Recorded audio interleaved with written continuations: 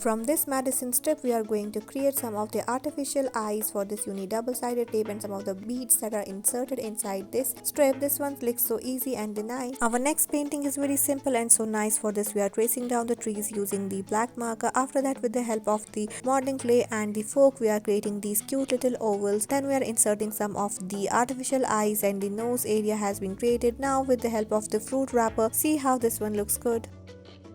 Again, we are going to make some of the flowers with the help of the earbuds that we are placing in some circular shape, that at the center we are placing the modeling clay. Then we are going to make the stalk of these trees, these flowers, with the help of the marker. We are going to make a beautiful tiny little bees in the background. See how beautiful and easy this one is. It's very less time consuming.